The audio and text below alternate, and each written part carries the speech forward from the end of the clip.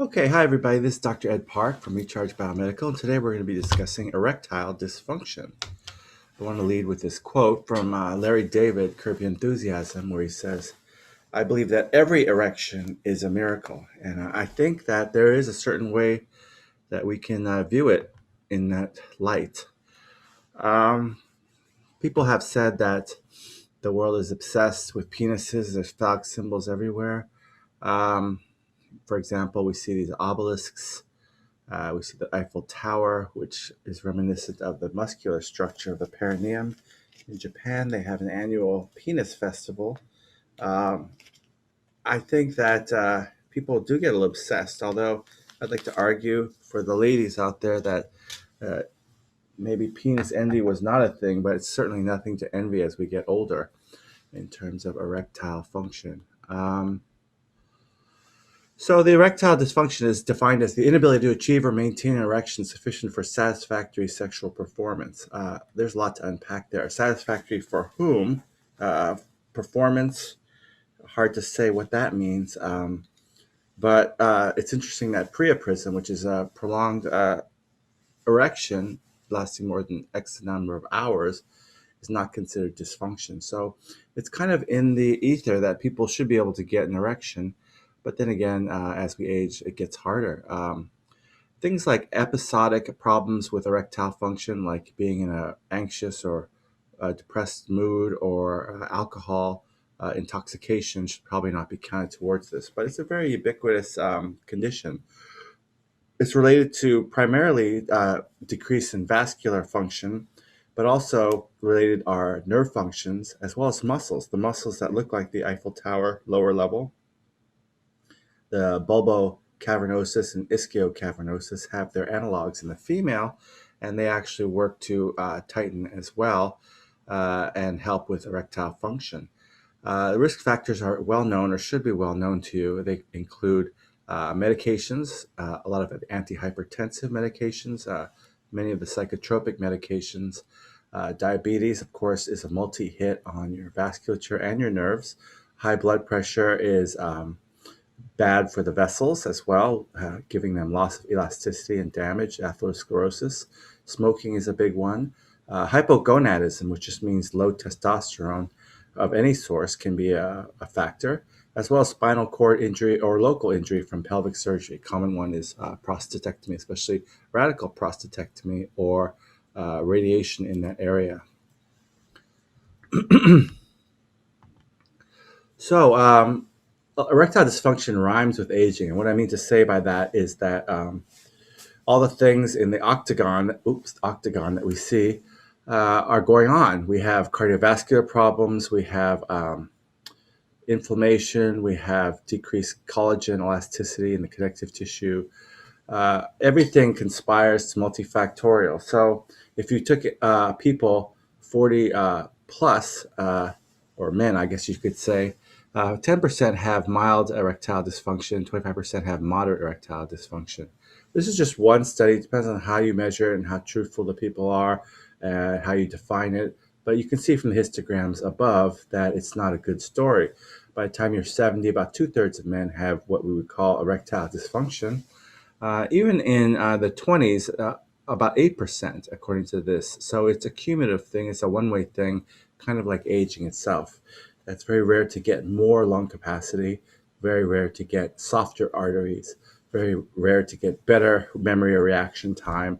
Aging is a problem and it shows up in the erectile function.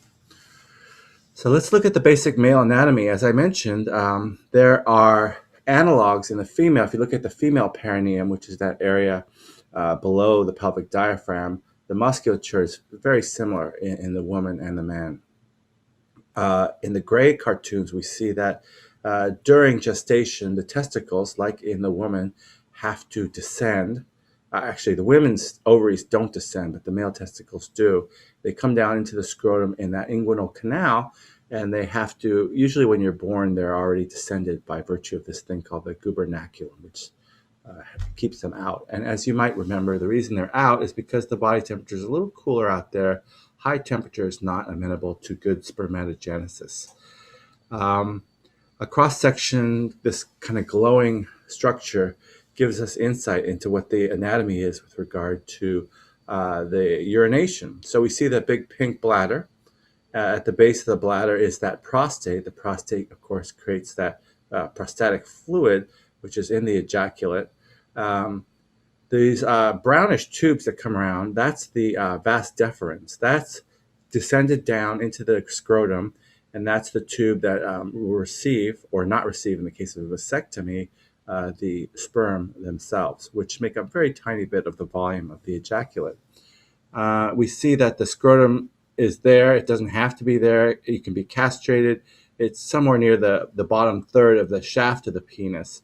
And so the penis is actually proximal and distal to where the scrotum attaches. And then you see the vasculature coming in as well as the nerves.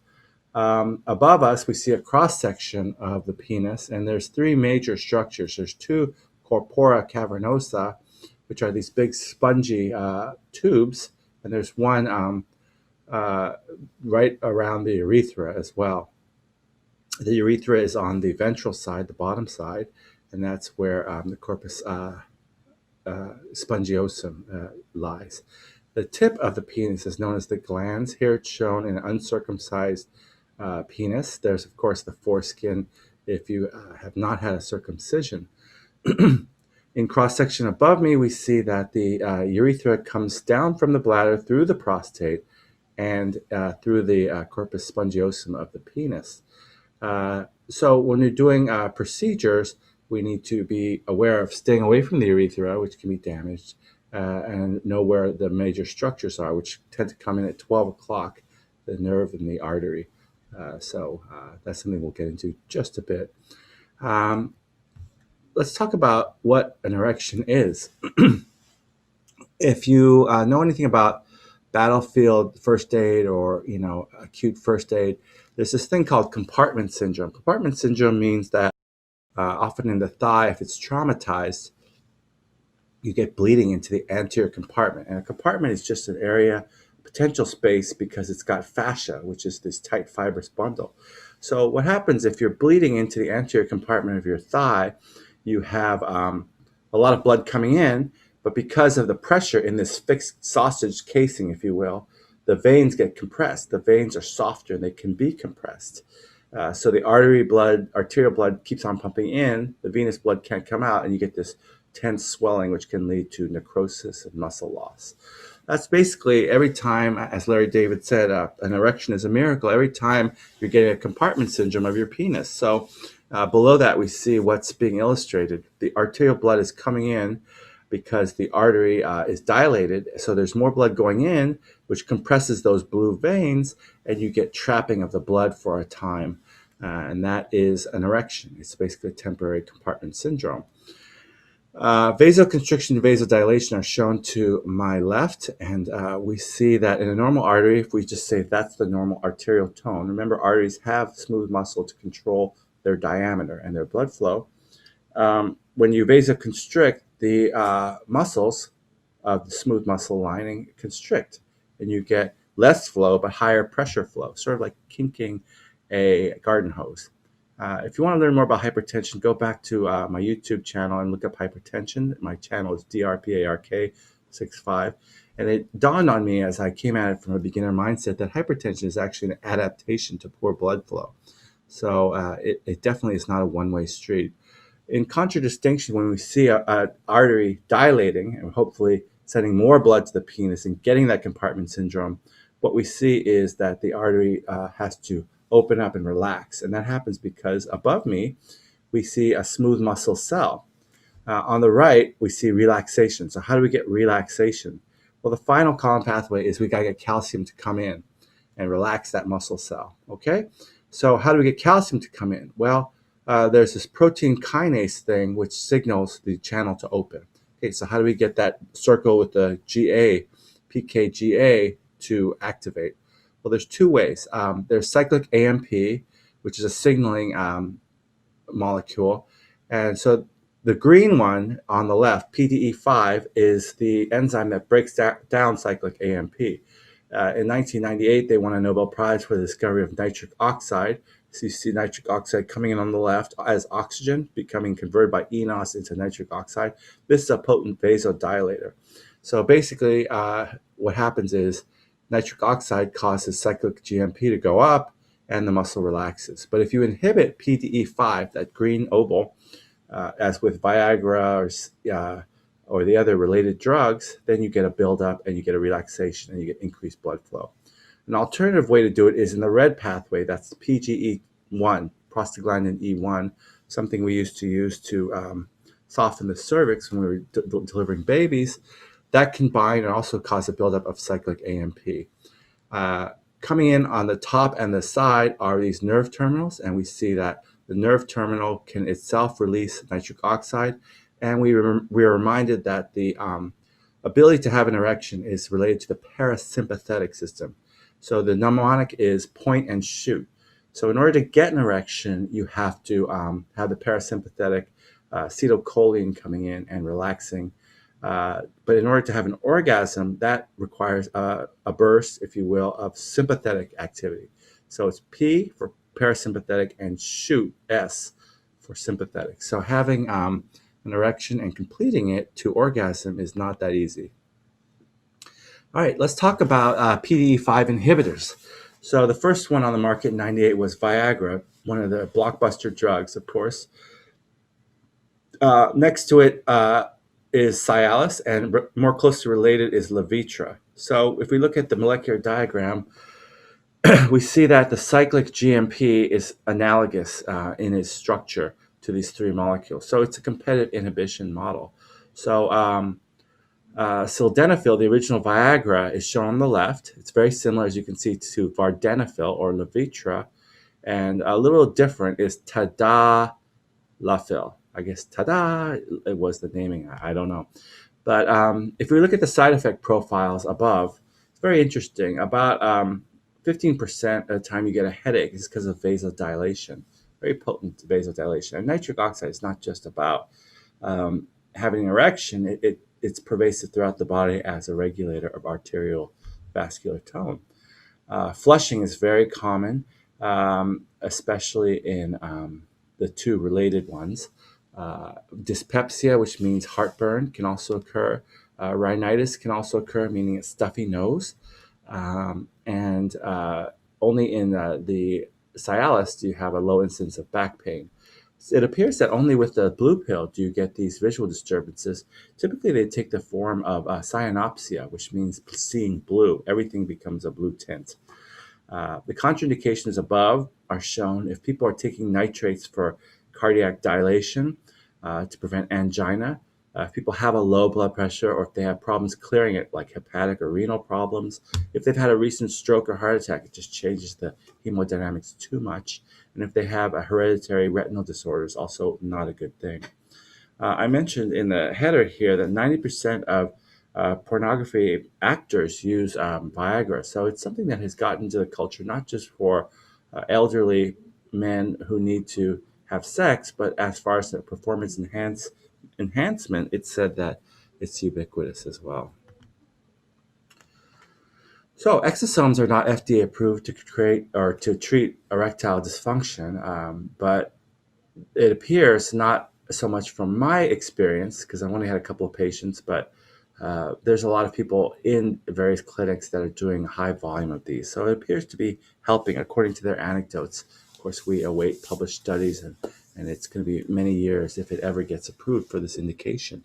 I did speak with RL 2 days ago about his condition. He's a 73-year-old gentleman, a longtime patient of mine, who had a radical prostatectomy several years ago.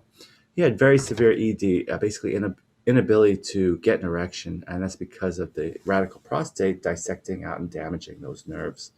So what he become dependent on was a prostaglandin injection. Injects the penis, and he gets a reliable erection for 90 minutes or so. Something he's gotten used to and quite dependent on. In a year ago, he asked me to do exosomes on his penis just to see what would happen. But we also did his peripatellar tendon. He was having 2 months of really bad pain. Well, I spoke to him 2 days ago, and he reiterated this account. So he said, my patellar tendon is much improved. I came back from tennis, running stairs for 2 hours every day. So that's huge. And in fact, he reiterated that 2 days ago. He's super active and he loves to be active. So that he couldn't be happier. The erectile function at the time of the testimonial was good. He said that for about 3 months, it was a substantive change. And what that means is he would have nighttime erections. When you study erectile function, what they'll do is they'll put a monitor on the shaft of the penis and they can measure the dilation as you sleep. And so there's different ways to do this. But anytime a person is having nocturnal uh, erections, it's an indication that at least the vascular functioning and the nervous functioning on some level are working, and that's a good sign. But he said that after 3 months, a lot of those gains were reversed. So how could this be helping patients? Well, I think that the main mechanism would probably be rehabilitation of the arteries, smooth muscles, the capillaries. The flow is a function not only of uh, the large mechanics, in other words, the compression of the veins and the dilation of the arteries, but also the microvasculature, the capillaries. Anytime flow is going through the system better, you're getting a more efficient uh, erection. So the reason I believe that is because we see in various other webinars, if you see the one on stasis dermatitis or leg edema, I did a blog, it appears to help some people with circulation. One of the mechanisms of that could be the endothelial repair. Of course, mesenchymal stem cells themselves are embedded and waiting in all the small vessels. So that's where they usually live. So the signaling might send this sort of upward spiral of improvement. There's neovascularization. That means new vessel growth. We know one of the signals is VEGF. And we also have possible nerve regeneration, autonomic regulation. So that's something I discussed in the previous webinar about nerve regrowth. We could have decreased inflammation, we could have improved mood, and we could have less atherosclerosis over time, as well as improvement in sex hormones. So we see that, it's very hard to attribute. We have above us is more of a life level diagram of the upward spiral. So you start from contentment to hopefulness, optimism, positive beliefs, enthusiasm, passion, and joy. And the downward spiral is when people are bored, they're pessimistic, disappointed, worried, and they go into hatred, jealousy, and grief. I just want to close out this relatively short webinar. I've kind of restrained from making any jokes about it. It's just kind of a sad thing in our culture generally. I love this quote from the song Everybody Knows by Leonard Cohen, where he says, "The naked man and woman are just a shining artifact of the past." And I think that, of course, it doesn't have to be limited to men and women. There can be other couplings. But the point being that sexual performance has such a high and kind of artificial value. People don't necessarily see it in the tradition of bonding. So we work backwards from these revisionist models, these other models of sexual functioning. And we see that emotional intimacy, physical satisfaction, arousal, sexual stimulation, these are all part of this sort of 5-circle diagram. There's this other fun little maybe feminist model of sexual motivation, which has to do with feeling attractive or being aroused or stimulus or willingness, arousal. It's a very complicated thing. It's probably one of the arguably most complicated things that people do is to have sex. And when we go back, it's got to be 6 decades now, almost, Masters and Johnson, they came up with this model, which is very, if you will, mathematical. We look at their diagram, and it's like an X and Y graph, right? This is everything we learn in health education. And the standard model is this for men, and even the male symbol is that of an erect penis. For the woman, it's the mirror of Aphrodite, or sort of attractiveness, I guess. But for the men, it's said that they get an excitement phase in the red curve, orgasm, and then there's a refractory phase as they resolve, and they can't orgasm all that quickly again, according to dogma. For the woman, there are 3 models shown here. The yellow is when that great Faye Dunaway quote from Network, where she says she has sex like a man. She just comes quickly and it's over. That's that yellow model. But for many women, unfortunately, they experience anorgasmia for things probably related to this Basson's model. They don't feel satisfied, safe, whatever. Who knows? There's a lot of different histories of negative associations with sexual contact, but they might be in this red plateau and never orgasm. It's also said that some women have the blue curve, which they can orgasm repeatedly from the plateau. So sex is very complicated, and unfortunately for men, even the very word that used to be used a lot was impotence, which means lack of power, of course.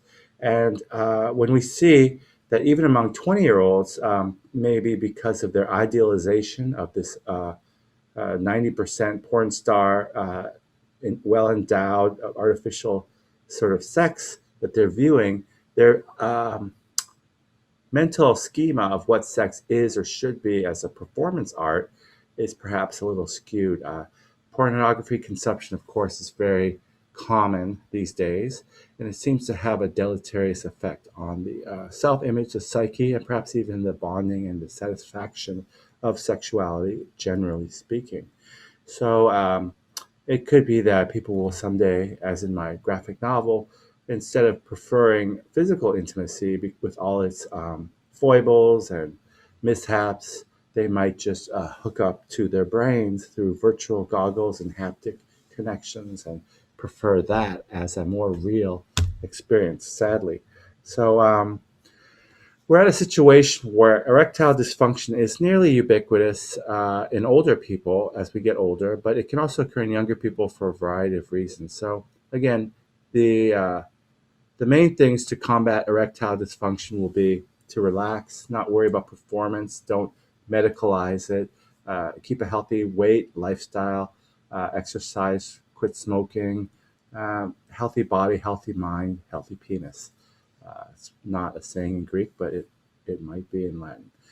Anyway, so thank you everyone for showing up. I'm going to be busy till the end of the year doing other important pressing things, but we will resume in the new year, 2021, and we'll cover topics such as acne, double vision, tinnitus, face blindness, Alzheimer's, autoimmune disease, facial rejuvenation, hair loss, and others. Again, this is Dr. Ed Park, and I'm going to take some questions of the attendees. If anybody has a question, be happy to entertain that now.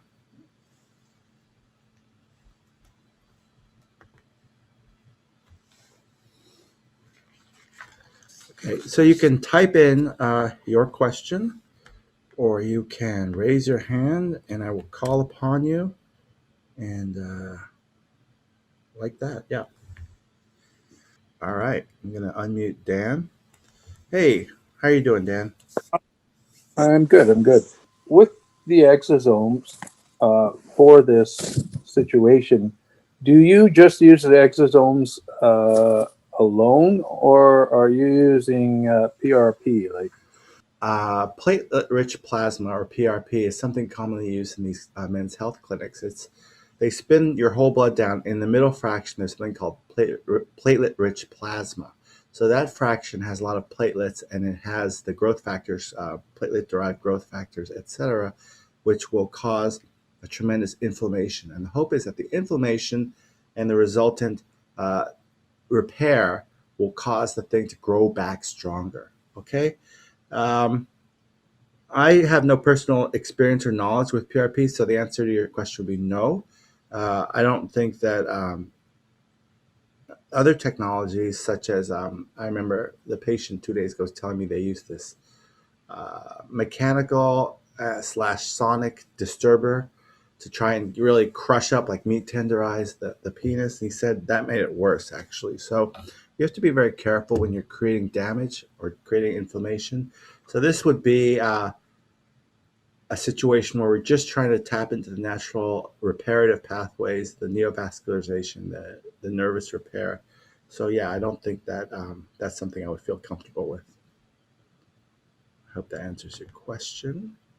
so I guess so. Then my question is: so you just use an exosome injection for this, but what would be the injection site, or Yeah, how would you proceed? yeah, great question. Let me mute so we don't get feedback, and I will show you back on the slides. The nerves run around 11 and 1 o'clock. So what we do is we go ahead and take some 1% lidocaine. Never use epinephrine, which causes vasoconstriction, can cause penile gangrene. So we use 1% lidocaine and we numb towards the base of the penis, the area where the penile nerve is coming in. And also, arguably, you can do a little bit of a ring block because there are other nerves coming in ventrally. So you get the penis pretty well numbed up, and then the standard technique is pretty easy. You come in with a small gauge needle, and the beauty of the exosomes is that they are so tiny that you can use the tiniest needle imaginable.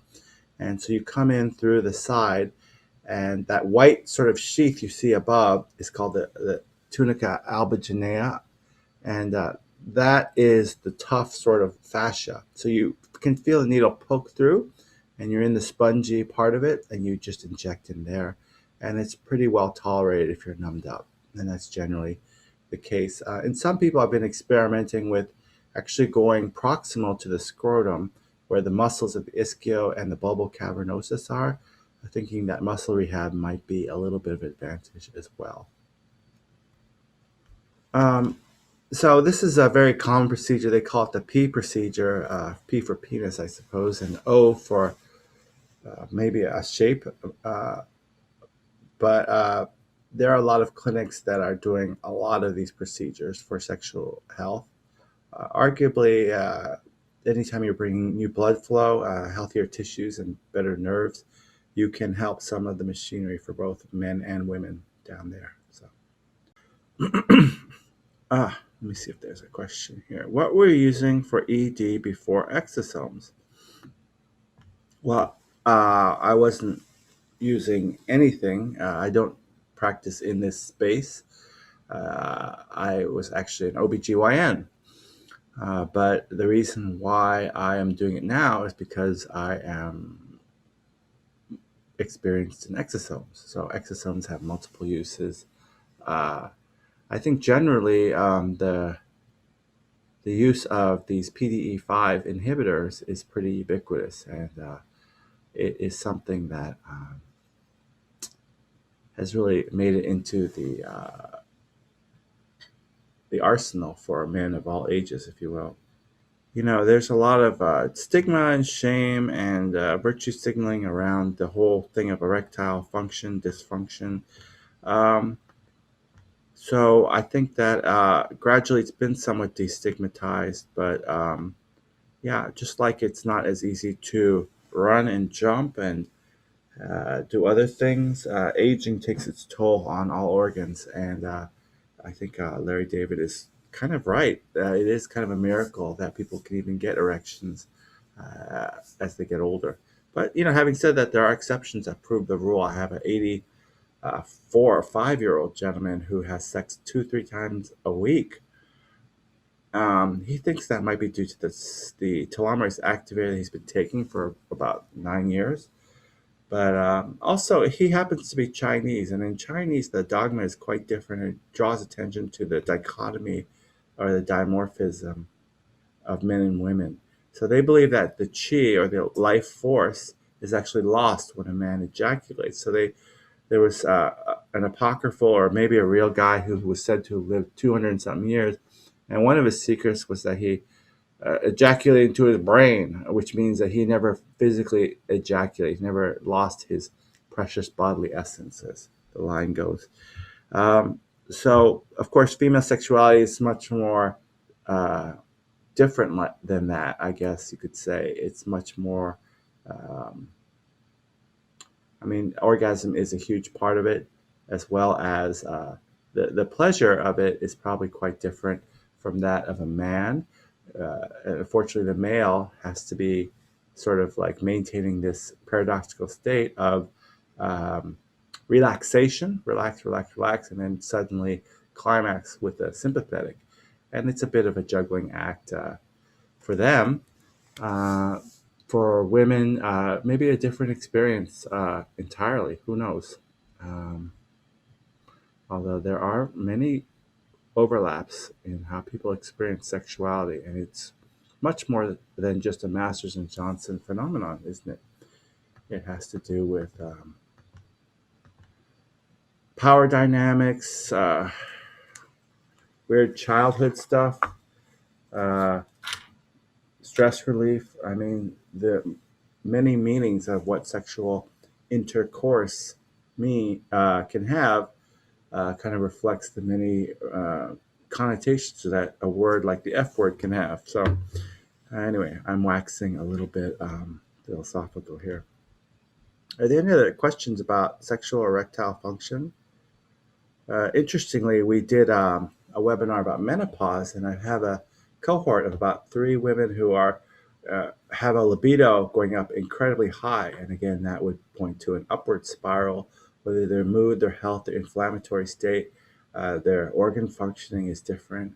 Certainly, their resumption of menopause is interesting, thought provoking at 70 plus. So what we see is aging is in and of itself a downward spiral. So we want to stave that off as much as possible. Oh, look at this caller. We want to stave off aging as much as possible, either with telomerase activators or exosome injections. And I think there are tools now in our armamentarium. So, uh, Nourish writes, are you using exosomes from Chimera? Yes, sir, or ma'am. I am using exosomes from Chimera currently. I do always keep my ear to what other doctors and providers are saying, but there's a lot of reasons why I do that, and you can find them in a video I made entitled, I think it's all Exosomes the Same. Of course, in order to create exosomes, you have to have proficiency in cell culture. And what that means is you have to be able to keep these stem cells in culture. And there are cookbooks on how to do this with the oxygen contention and the media in which they grow, what you feed them as broth, very important. And so there are a lot of devils in the details. But in order for someone to create a pop up exosome shop and have that quality control of the product output, the safety, it is no trivial task. There's a reason why there aren't a lot of competitors. And so to this point, I haven't had any compelling reason to even try another one. Um, Good question. Any other questions? Oh, what is the success rate with ED that is diabetes related, also peripheral neuropathy? Um, yeah, I there is no published literature. I don't have a huge number of patients. I couldn't even venture a guess. So the rule of thumb would be, try it. If it works, do it again. If it does nothing, or God forbid gets worse, then don't do it again. Um, I think it would be naive to think that a single treatment of anything, whether it be, washing your car or mowing your lawn, is going to fix it for life. In some conditions, we do get that where it's good enough, like the tendon repair in RL. But the rule of thumb would be if it's working and it gets better for 3 months, like in this individual, maybe you just need to do it again to get more of a semi permanent repair. Of course, everything in life is semi permanent. Diabetes, I don't think it really, uh, diabetes neuropathy is kind of a misnomer. Diabetes damages the nerves, but it does so probably by damaging the microvasculature, which feed the nerves. Regardless, you're looking at bad nerves, bad vascular function everywhere. That destroys the kidneys, the eyes, and the penis. So this does not just single out. So if it's going to help with the vessels and the nerves, it's going to do so everywhere. It's just that location, location, location. If you're having a problem in the penis, then put the exosomes there so they can influence the cells there. Any other questions from the attendees?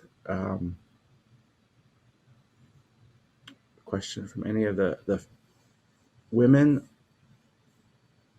I think that women tend to personalize erectile function too. They think, well, if a man is into me or attracted, then they take it personally. I don't think they should necessarily take it personally. It's like not getting a standing ovation at the end of a 2-hour performance. Sometimes the audience is not feeling it.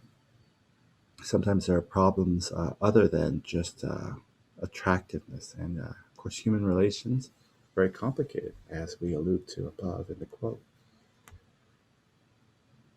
Any other questions?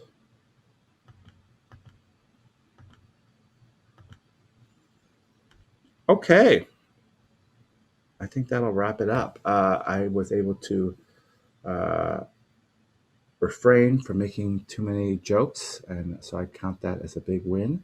Of course, erectile dysfunction is no laughing matter. I had a conversation with a man 3 days ago, and ever since he was a teenager, he's been unable to maintain an erection because of a condition called venous leak. So, 62, never had sex, maybe had a couple of orgasms in his life through vigorous effort. So, there are certain conditions which can cause severe, congenital almost, erectile dysfunction.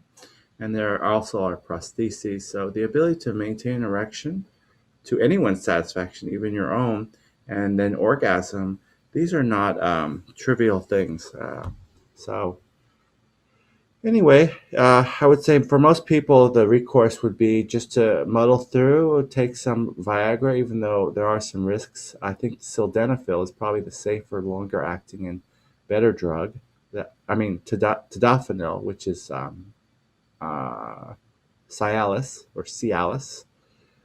Uh, and Of course, there is no surgical correction. From what I understand, and I'm not an expert, these things with ultrasound, these things with the meat tenderizing, pro-inflammatory PRP may be helpful, but I think exosomes, at least in the anecdotal experience that's out there, and these have only been out there for a couple of years, people are saying really good things about the results. But people say a lot. It's something that you have to have a little faith, take that leap, and try in order to see. Okay, thank you, everybody. Again, we'll see you for more webinars in the new year. It's Dr. Ed Park signing off from Recharge Biomedical.